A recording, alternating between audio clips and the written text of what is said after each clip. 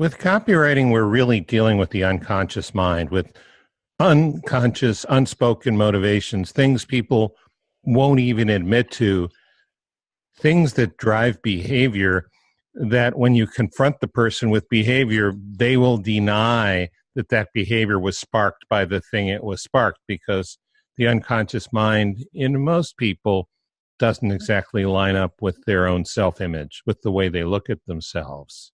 You can't address those things that they're really worried about directly in the copy, or they'll say, oh, no, I'm not that shallow. I'm not that superficial. But in fact, they probably are. And it's not even shallow or superficial. It's called being human.